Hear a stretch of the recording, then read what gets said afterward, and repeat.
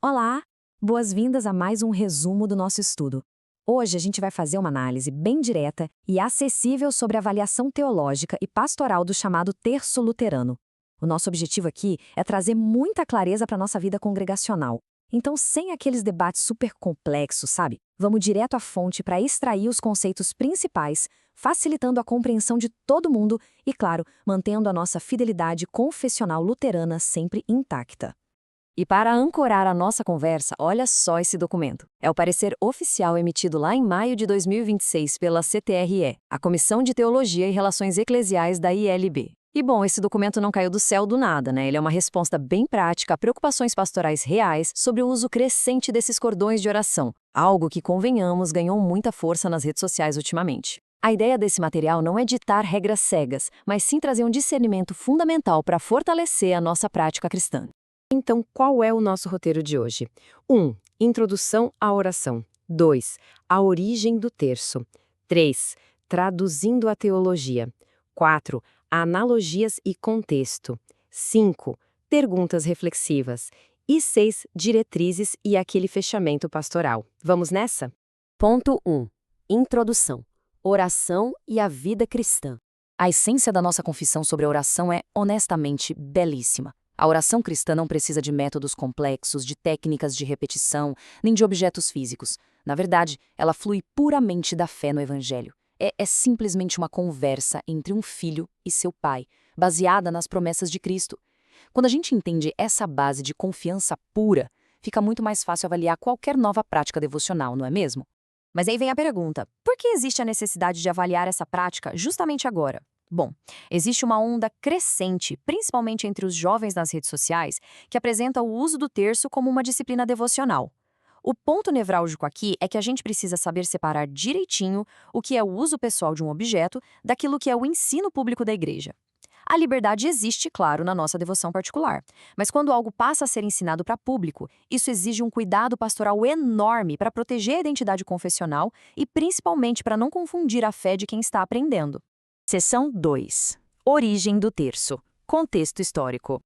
Agora, prestando atenção nessa linha do tempo, a gente vai quebrar um grande mito. Muita gente assume que o terço luterano é um resgate lá da época da Reforma, mas, na verdade, a história é bem outra. Nos primeiros séculos, os monges usavam pedras e nós em cordas para contar orações. Na Idade Média, o rosário católico se consolidou. E aí, no século XVI, a reforma bateu forte na tecla da oração centrada na palavra, sem essa de contagem mecânica. Foi só em 1995, sim, super recente, que um bispo sueco criou a moderna coroa de Cristo. Ou seja, estamos lidando com uma invenção novíssima e não como uma herança esquecida. E para reforçar, os grandes reformadores nunca, jamais, usaram ou recomendaram cordões físicos para manter a disciplina espiritual. O direcionamento do próprio Lutero era claríssimo e profundamente bíblico: meditar no Pai Nosso, no Credo e nos 10 Mandamentos. O foco é totalmente na palavra, com a mente e o coração engajados no diálogo, dispensando qualquer sisteminha mecânico de contagem. Tópico 3. Traduzindo a teologia. Termos essenciais. Aqui a gente tem um contraste que é absolutamente vital para a nossa teologia. De um lado temos o iure divino, ou seja, o direito divino. São aquelas realidades fundamentais que o próprio Deus ordenou, como o batismo e a pregação do Evangelho. Do outro lado, o iure humano, o direito humano. São regras e ferramentas que nós, humanos, criamos para ajudar na organização e na devoção, tipo o horário do culto de domingo ou um lembrete visual para orar. O terço recai estritamente sob invenção humana, então ele jamais pode ser ensinado no mesmo patamar das ordenanças divinas. Faz muito sentido, né? Isso nos leva a uma palavra muito rica da nossa confissão: adiáforo. O que é isso de forma bem simples? Basicamente, são práticas neutras. A Bíblia não manda fazer, mas também não proíbe. Um cordão com contas de madeira é, na sua essência material, um adiáforo. Só que a nossa liberdade cristã, embora seja um presente incrível, não é um passe livre para a imprudência. Ela sempre precisa ser guiada pelo amor ao próximo e pela preocupação com a edificação de todos.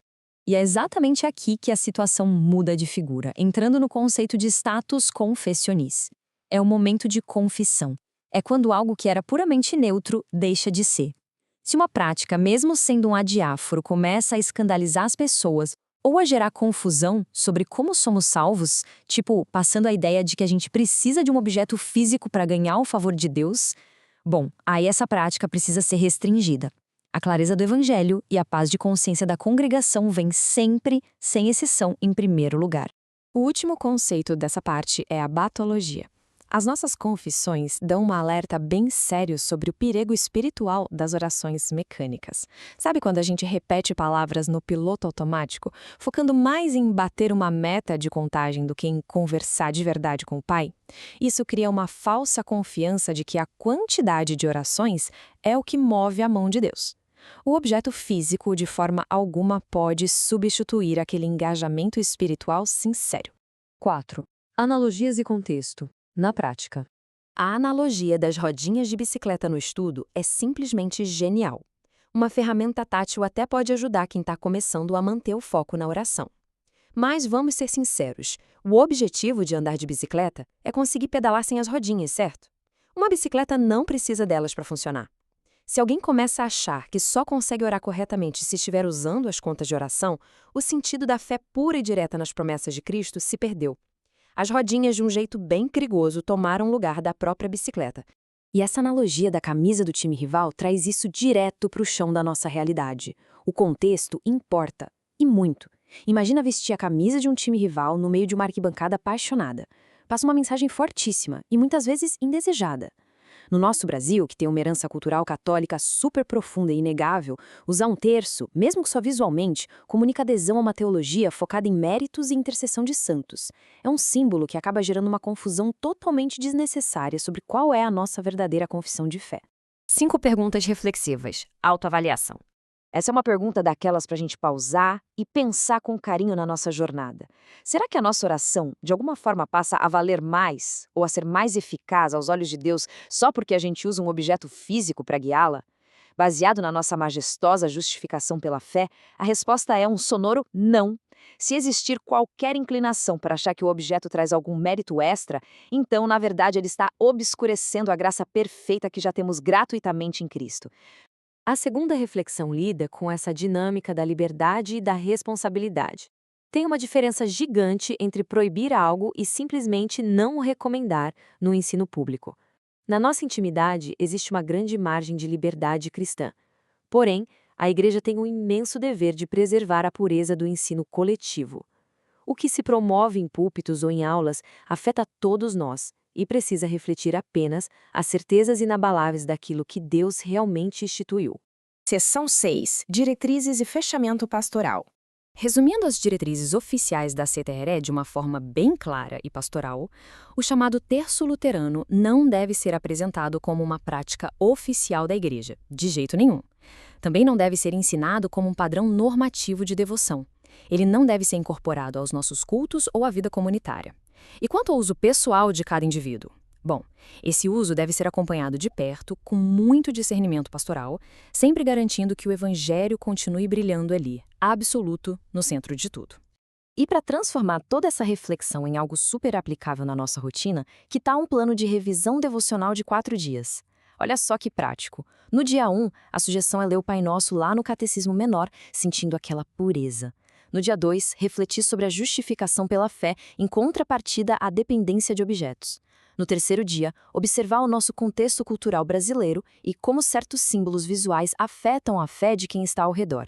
E no quarto dia, praticar o método meditativo do próprio Lutero, focado única e exclusivamente nos mandamentos ou no credo. Uma rotina bem simples, mas incrivelmente profunda. Como o próprio documento reforça, o objetivo da Igreja é garantir que a fé seja sempre nutrida de forma límpida pela palavra de Deus, livre de ambiguidades, mantendo Cristo no centro. Isso nos deixa como reflexão final bem provocativa. Se por causa da obra maravilhosa de Cristo na cruz, as nossas orações já são uma linha direta, um diálogo perfeitamente íntimo com nosso Pai, por que a gente colocaria qualquer invenção humana no meio de um relacionamento tão belo e suficiente? Fica o convite para cada vez mais confiarmos de olhos fechados nas promessas sólidas de Deus. Um forte abraço e bons estudos!